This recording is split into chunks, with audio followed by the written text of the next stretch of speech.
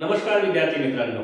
वर्ग 9वी 10वी 11वी आणि 12वी या विषयाच्या इंग्रजी या विषयामध्ये भाषेचे अलंकार म्हणजेच आपण ज्याला इंग्रजीमध्ये म्हणतो फिगर्स ऑफ स्पीच यावरचे प्रश्न आपल्याला विचारले जातात. पोएम सेक्शन मध्ये यावर एक प्रश्न नक्कीच आपल्याला विचारला जातो. तर त्याच अनुषंगाने आजच्या या व्हिडिओमध्ये मी आपल्याला फिगर्स ऑफ स्पीच त्याचे प्रकार त्यासोबतच ते ओळखायचे कसे आणि उदाहरणाद्वारे एकंदरीत एखाद्या ओळीमध्ये कोणता फिगर्स ऑफ स्पीच आहे हे आपण कसे समजून घ्यायचे याबद्दल सविस्तर माहिती आजच्या व्हिडिओमध्ये मी आपल्याला देणार आहे. तर आपण या व्हिडिओवर शेवटपर्यंत टिकून राहा मित्रांनो. चला आपण आजचा हा व्हिडिओ सुरू करूया.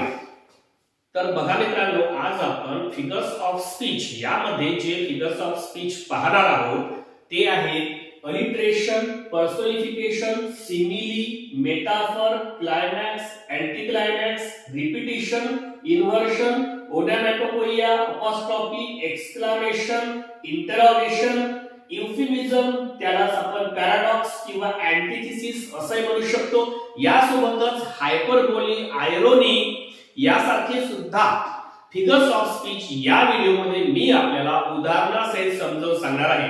चला तर मग आपण आता एक एक फिगर्स ऑफ स्पीच उदाहरणाद्वारे कशा प्रकारे ओळखून घ्यायचा ते आता समजून घेऊया. तर बघा मित्रांनो, या ठिकाणी पहिला आपण फिगर ऑफ स्पीच घेतलेला आहे अलिट्रेशन. अलिट्रेशन म्हणजे काय?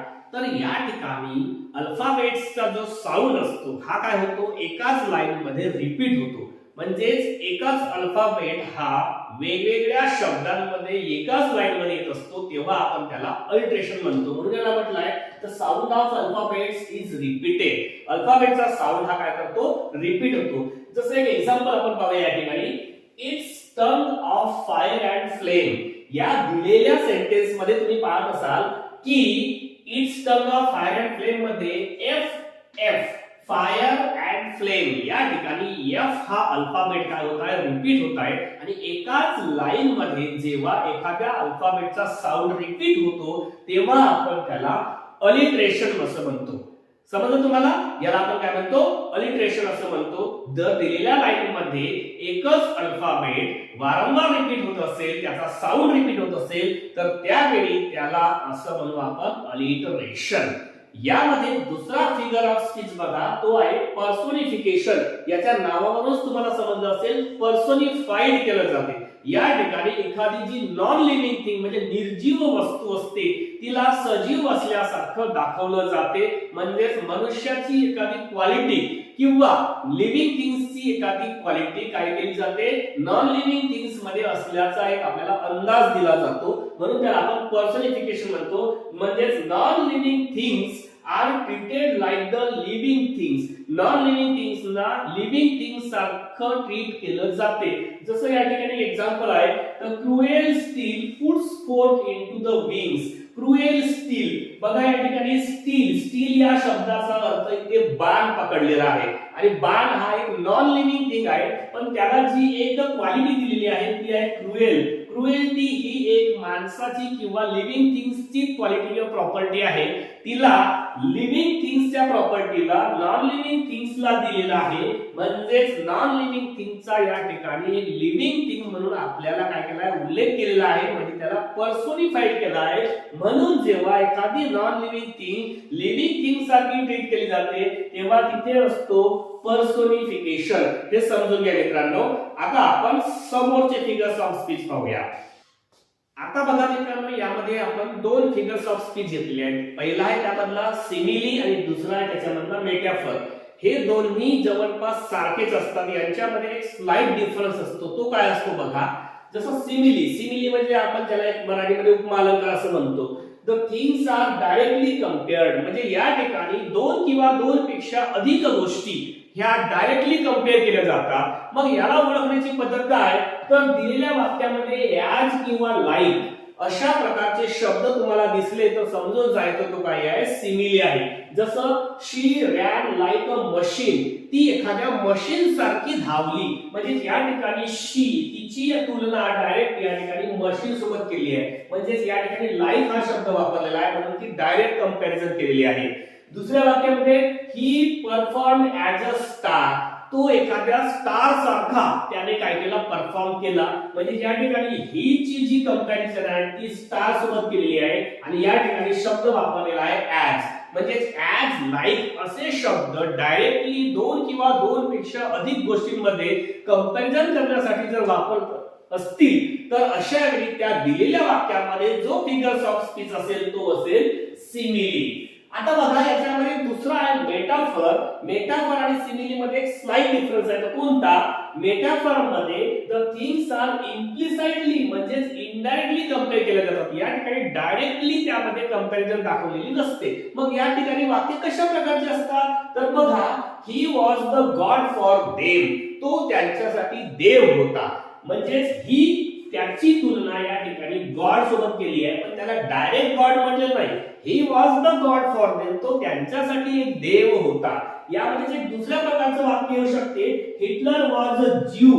Hitler was a Jew, Hitler एक ज्यू होता. म्हणजे या ठिकाणी हिटलरची तुलना कंपॅरिझन इनडायरेक्टली इम्प्लिसाइटली ज्यू या शब्दासोबत केलेली आहे. म्हणून लक्षात ठेवायचं, जेव्हा डायरेक्ट ऍज लाईक असे शब्द वापरून कंपॅरिझन केली जाते तेव्हा तो असतो सिमिली, आणि जेव्हा इनडायरेक्ट अशा प्रकारची कंपॅरिझन केली जाते तेव्हा तो असतोय मेटाफर. आता आपण पुढे जाऊया. आता पुढे बघा मित्रांनो, आपण समोरचे फिगर्स ऑफ स्पीच पाहत आहोत. याच्यामधला आहे क्लायमॅक्स. क्लायमॅक्स आणि अँटी क्लायमॅक्स हे दोन एकमेकांशी संबंधित असणारेच फिगर्स ऑफ स्पीच आहेत. याच्यामधला क्लायमॅक्स मध्ये काय असते? क्लायमॅक्स मध्ये ज्या आयडियाज असतात ह्या असेंडिंग ऑर्डर मध्ये काय केल्या असतात, अरेंज केल्या असतात. म्हणजे या ठिकाणी ज्या घडलेल्या घटना किंवा घडणाऱ्या घटना असतात यांचा जो एक इंटेन्सिटी असते ही वाढत्या क्रमाने दाखवलेली असते. म्हणून याला म्हटलं ideas are arranged in ascending order, म्हणजे चढता क्रम असं याला मराठीमध्ये म्हणतो आपण. या ठिकाणी एक एक्झाम्पल दिलाय बघा, the clouds gathered in the sky, आकाशात ढग जमा झाले. द स्ट्रीट्स बिकेम ह्युमनलेस, जे रस्ते आहेत ते मनुष्य विरहित झाले. द वाइंड स्टार्टेड ब्लोविंग, सोसाट्याचा वारा वाहायला लागला. And there started the pouring, आणि तिथे हळूहळू काय झालं, पोरिंग म्हणजे वर्षाव सुरू झाला, म्हणजेच पावसाला सुरुवात झाली. या ठिकाणी तुम्ही जो क्रम बघितला आयडियाचा हा चढत्या क्रमाने आहे, त्याची इंटेन्सिटी जी आहे ती काय आहे, चढत्या क्रमाने आहे. म्हणून अशा प्रकारे जेव्हा आयडियाज ह्या इंटेन्सिटीच्या चढत्या क्रमाने एखाद्या लाईन मध्ये किंवा एखाद्या पोएम मध्ये दाखवल्या जातात तेव्हा त्या ठिकाणी तो फिगर्स ऑफ स्पीच असतो क्लायमॅक्स. याच्या अपोजिटला असतो अँटी क्लायमॅक्स. इथे चढता क्रम असतो क्लायमॅक्स मध्ये. अँटी क्लायमॅक्स मध्ये the ideas are arranged in the descending order, म्हणजे उतरत्या क्रमाने. या ठिकाणी जास्त इंटेन्सिटी पासून तर कमी इंटेन्सिटीचे सेंटेन्स आपल्याला पाहायला भेटतात. जसं द स्कूल बेल रॅंग टन, स्कूल बेल टन अशी वाजली. स्टुडंट्स स्टार्टेड एक्झिटिंग, स्टुडंट्स विद्यार्थी बाहेर पडायला लागले. The auto रिक्षाज horn blowing, auto rickshaw horn वाजवायला लागले.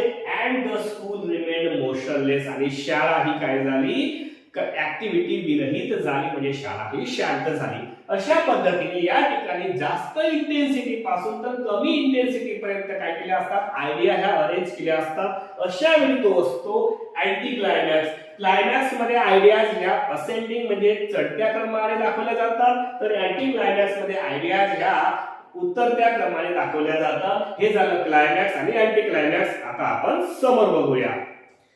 आता बघा मित्रांनो, त्यानंतरचे 3 फिगर्स ऑफ स्पीच आपण या ठिकाणी बघणार आहोत. त्यातला पहिला आहे रिपिटिशन. नावावरूनच तुम्हाला समजून आलं असेल की या ठिकाणी पुनरावृत्ती होते, म्हणजे रिपिटेशन होते. पण कशाचं रिपिटेशन होते? वर्ड्सचं रिपिटेशन होते. अलिट्रेशन आणि रिपिटेशन मध्ये काय फरक आहे? अलिट्रेशन मध्ये अल्फाबेट्सचा साऊंड रिपीट होतो, या ठिकाणी डायरेक्ट वर्ड्स रिपीट होतात. म्हणून जेव्हा एखाद्या लाईन मध्ये वर्ड्स रिपीट होताना तुम्हाला दिसत असतील तर तो असेल तुमचा रिपिटेशन. जसं हेल्प मी ओ लॉर्ड, या ठिकाणी हेल्प आणि मी हा शब्द, हे शब्द काय होतात, रिपीट होत आहेत, म्हणून त्याला आपण म्हणू रिपिटेशन. दुसऱ्या वाक्यामध्ये she takes care and cares others, she takes care and cares others. या ठिकाणी केअर हा शब्द रिपीट होत आहे, म्हणजेच एकाच दिलेल्या लाईन मध्ये वर्ड्स जर रिपीट होत असतील तर त्याला आपण म्हणायचं रिपिटेशन. त्यानंतरचा फिगर ऑफ स्पीच पहा, इन्व्हर्शन, याला म्हणतो आपण उलटा पुलट. या ठिकाणी काय होते, एखादा कवी जेव्हा कवितेच्या ओळी लिहितो तेव्हा त्या ठिकाणी रायमिंग स्कीम किंवा रायमिंग वर्ड्स म्हणजे यमकांच्या जोड्या ट ल ट जोडण्यासाठी लाईन मध्ये जो शब्दांचा क्रम आहे तो उलटा पालटा करून ठेवतो, म्हणून याला म्हटलं आहे words are arranged in the jumbled order. जे दिलेले शब्द असतात ते जम्बल्ड म्हणजे आडव्या तिडव्या मागे पुढे या क्रमाने असतात, म्हणून याला उलटा पुलट म्हणतो. जसं helter skeletal the people ran, वाक्य दिलेलं आहे helter skeletal the people ran, हे वाक्य सरळ आहे का, नाही. या ठिकाणी जर सरळ वाक्य करतो म्हटलं तर आपण असं होईल the people ran helter skeletal, परंतु या ठिकाणी वाक्याला यमक, त्या दिलेल्या लाईनला यमक देण्यासाठी म्हणून हे शब्द उलटा पुलट केले आहेत. तर अशा पद्धतीने उलटा पुलट जेव्हा वाक्यामध्ये शब्द असतात तेव्हा त्याला आपण म्हणायचं इन्व्हर्शन. यामध्ये इन्व्हर्शन मध्ये पुन्हा एक गोष्ट लक्षात ठेवायची आहे, जेव्हा तुम्ही याला लिहिणार, याला जेव्हा सोडवणार तेव्हा तुम्हाला हे वाक्य सरळ करून दाखवायचं आहे मित्रांनो. त्यानंतर आहे ओनॅमॅटोपोइया. ओनॅमॅटोपोइया म्हणजे याला धर्मव्युत्तरी अलंकार असं काहीतरी म्हणतो, ज्याच्यामध्ये तुम्हाला नुसत्या साऊंड वरून त्या वस्तूचा किंवा त्या पर्टिक्युलर लिव्हिंग किंवा नॉन लिव्हिंग थिंगचा काय होतो, एक बोध होतो, म्हणून आपण त्याला ओनॅमॅटोपोइया म्हणतो. The things are identified through the sound, फक्त आवाजावरून जेव्हा वस्तूची ओळख होते तेव्हा त्याला म्हणायचं ओनॅमॅटोपोइया. जसं barking lasted for whole night, संपूर्ण रात्रभर भुंकणं चालू होतं. भुंकणे म्हणजे तुम्हाला समजून आलं की या ठिकाणी ज्या ऑब्जेक्ट किंवा ज्या वस्तूंचा उल्लेख केलाय ती आहे dog. The tree was full of chirping, पूर्ण झाड हे चिवचिवाटनी भरलेलं होतं. चिवचिवाटनी भरलेलं होतं म्हणजे चिवचिव करणाऱ्या चिमण्यांनी भरलेलं होतं, म्हणजे नुसत्या त्याच्या साऊंड वरून आपल्याला त्या वस्तूची आयडिया जेव्हा येते तेव्हा आपण त्याला म्हणायचं ओनॅमॅटोपोइया. रिपीट होत असतील वर्ड्स तर रिपीटेशन म्हणा. या ठिकाणी शब्द जर उलटा पुलट ठेवत असतील तर त्यांना आपण इन्व्हर्शन म्हणूया, आणि जेव्हा साऊंड वरूनच जर तुम्हाला वस्तूचा बोध होत असेल तर त्याला म्हणायचं ओनॅमॅटोपोइया. आपण आता समोरचे फिगर्स ऑफ स्पीच बघूया. बघा मित्रांनो, त्याच्यानंतरचे फिगर्स ऑफ स्पीच आहे अपॉस्ट्रॉफी, एक्सक्लामेशन आणि इंटरोगेशन. याच्यामधला पहिला आहे अपॉस्ट्रॉफी. अपॉस्ट्रॉफी मध्ये काय असते, address to usually absent persons, म्हणजे या ठिकाणी त्या पर्सन्सचा उल्लेख केला जातो, त्यांना ऍड्रेस केले जाते जे त्या ठिकाणी प्रेझेंट नसतात. यामध्ये अशा प्रकारचा एक मार्क आपण काय करत असतो, यूज करत असतो. जसं बघा, we need your parents concern. या ठिकाणी बघा पॅरेंट्स हा एक जो शब्द आहे, युअर पॅरेंट्स कन्सर्न, तुमच्या पॅरेंट्सचा आम्हाला कन्सर्न घ्यावं लागेल. पॅरेंट्स त्या ठिकाणी अब्सेंट आहे, परंतु त्यांचा वापर केला आहे आणि त्यांना डायरेक्ट ऍड्रेस केला आहे, आणि हे लिहित असताना त्याच्या एंडिंगला अशा पद्धतीचा एक मार्क वापरलेला आहे. तर अशा वेळी आपण त्याला म्हणायचं अपॉस्ट्रॉफी, जेव्हा अब्सेंट गोष्टींना काय केलं जाते, ऍड्रेस केलं जाते. त्यानंतर बघा एक्सक्लामेशन. एक्सक्लामेशनला काय करायचं आहे, strong feelings or expression is use. या ठिकाणी तुम्ही एक्सक्लामेटरी सेंटेन्सचं जे वाक्य आहे ते वाक्य जरी असेल तर त्यावेळी त्याला म्हणायचं सरळ सरळ एक्सक्लामेशन. जसं व्हॉट अ ब्युटिफुल साइट, अशा पद्धतीचे वाक्य असतील तर त्यांना समजून जायचं स्ट्रॉंग फिलिंग किंवा एक्सप्रेशन वापरलं गेलं आहे म्हणून त्याला म्हणू आपण एक्सक्लामेशन. त्यानंतर interrogation. Ask the question not for answer. या ठिकाणी एक प्रश्न विचारला जातो, जनरली त्याचं उत्तर आपल्याला हवं असते, पण एक रेटोरिकल पद्धतीने आपण फक्त एक प्रश्न विचारतो. म्हणून या ठिकाणी आर यू रेडी, अशा पद्धतीचं are you mad, do you know anything, अशा पद्धतीचे जे वाक्य असतात यांना म्हणायचं सरळ सरळ. यामध्ये जो फिगर ऑफ स्पीच असतो तो असतो इंटरोगेशन.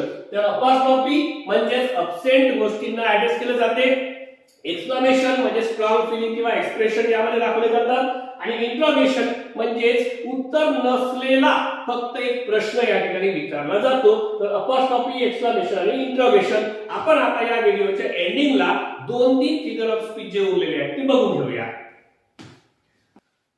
तर बघा मित्रांनो, आता आपल्याला यामध्ये शेवटचे 3 फिगर्स ऑफ स्पीच बघायचे आहेत. याच्यामधला पहिला आहे युफिमिझम किंवा त्याला पॅराडॉक्स किंवा अँटिथेसिस. आपण या 3ही जरी फिगर ऑफ स्पीचचे नाव लिहिली आहेत पण यांचा एकंदरीत जो मीनिंग असतो हा जवळपास सारखा असतो.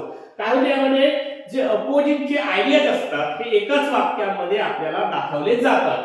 जसं she work for day and night. या ठिकाणी डे आणि नाईट हे एकमेकांचे अपोजिट शब्द आहेत पण ते एकाच लाईन मध्ये दाखवले आहेत, म्हणून याला आपण युफिमिझम, पॅराडॉक्स किंवा अँटिथेसिस याचा एक एक्झाम्पल घेऊ शकतो. यामध्ये जे दुसरं वाक्य घेतलं आपण, he oppose the plans but implemented to, त्याने प्लॅन्सला अपोज केलं पण त्यांच्यावर अंमल नाही केला. म्हणजे या ठिकाणी अपोज करणे आणि इम्प्लिमेंट करणे हे दोन विरुद्ध अपोजिट आयडियाज आहेत, पण त्यांना एकाच वाक्यामध्ये काय केलं दाखवलं आहे. म्हणून अशा वेळी जेव्हा हे वाक्य असतात तेव्हा यांच्यामध्ये असतो युफिमिझम, पॅराडॉक्स किंवा अँटिथिसिस, तीनपैकी कोणताही एक आपण घेऊ शकतो. त्यानंतर आहे हायपरबोली. हायपरबोली म्हणजे याला आपण मराठीमध्ये म्हणतो अतिशयोक्ती. एखाद्या गोष्टीचा जास्तच उहापोह करणे त्याला आपण म्हणतो hyperbole. Exaggeration of words is made on a statement. एखाद्या स्टेटमेंट मध्ये वर्ड्सचं एक्झॅजरेशन केलं जाते. जसं you are beautiful than the rainbow colours. तू रेनबो कलर्स पेक्षाही सुंदर आहे. म्हणजेच या ठिकाणी अति उहापोह त्याच्या ब्युटीचं केला आहे. म्हणून या ठिकाणी एखाद्या वर्डला एक्झॅजरेट करून दाखवलं, खूप चढून दाखवलं, अशा वेळी जेव्हा वाक्याचा उच्चार केला जातो किंवा जेव्हा वाक्य दाखवलं जाते तेव्हा तो असतो हायपरबोली. आणि यामध्ये शेवटचा आहे पण, ज्याला आपण श्लेष अलंकार म्हणतो. यामध्ये काय होते, एक असा शब्द असतो की ज्या एका शब्दाचे एकापेक्षा जास्त मिनिंग निघत असतात. म्हणजे आपण त्याला म्हणतो द्विअर्थी शब्द वापरला जातो. The word is used which has more meaning. एक शब्द असा असतो या ठिकाणी वापरलेला की ज्याचे एकापेक्षा जास्त अर्थ निघू शकतात. जसं फायर फायटिंग स्पार्क्स माय इमॅजिनेशन.